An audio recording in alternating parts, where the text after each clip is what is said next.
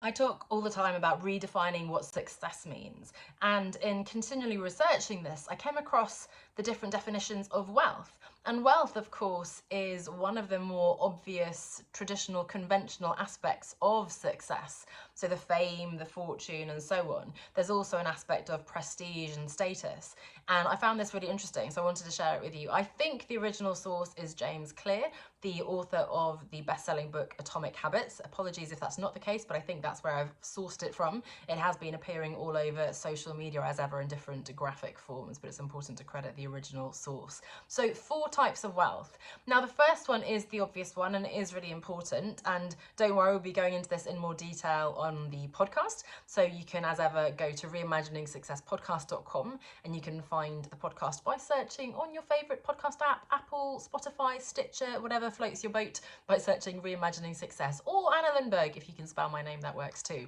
But back to the first ones. The first one is the obvious one. Say it with me, money, financial wealth. And yes, that is important. My pendulum has certainly swung back and forth on this one. It's easy to rebel against money. It's not that important. I want to find my passion, my fulfilling life, and live my happiest, best, etc. Right?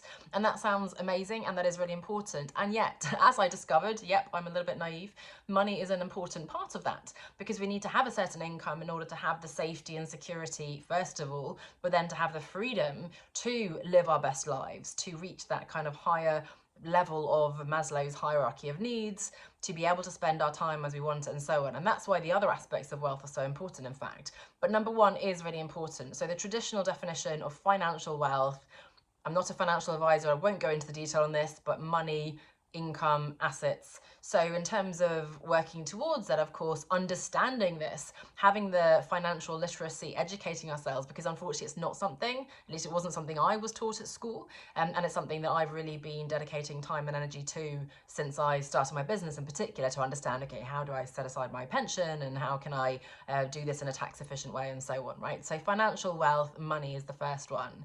The second one is social wealth. So you might think status and prestige, and again, that's quite the conventional definition of wealth, but also the conventional definition of success. So having the fortune and the status, as it were. So maybe the corporate job gives you, I was head of digital in this organization, the business card, that kind of status is really important. Your role, your profession, perhaps, in society. But more importantly than that, perhaps more meaningfully, it's more of a sense of community and having a support system and network and a sense of belonging and those relationships with people who matter and so on. They say that we're the average of the 5 people we spend our time with, so it's really important, to look to the people who will inspire us and elevate us rather than bring us down and going a different route, right? So having that social wealth is really important. Number 3, and this one is really important, and this is where the finance and so on is not enough, it's time wealth. And you can see how this begins to give you a different direction in your strategy and your priorities in your business.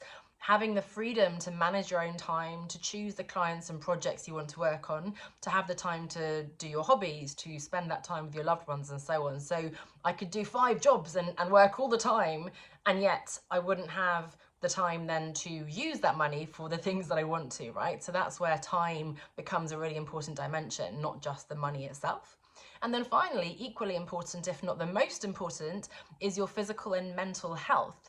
So having that foundation of well-being, something that, let's face it, we often take for granted, is fundamental to even being able to do those other things, and to earn a living, because if I'm burnt out, or if I'm physically unwell, if I'm flu-y or whatever, I can't deliver to my clients, and I'm running my own business, I can't then earn a living, which is a problem.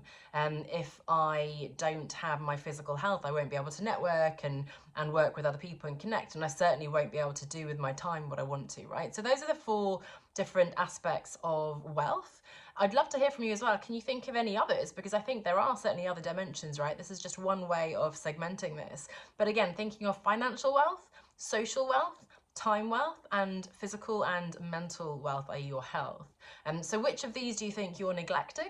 Which ones do you want to focus more on? Which do you need to focus more on? And how can you go about shifting a little bit more in that direction, reframing how you're thinking about wealth and, of course, success, and taking steps to shift in that direction? Thanks so much for listening. Looking forward to hearing your insights, and I'll see you next week.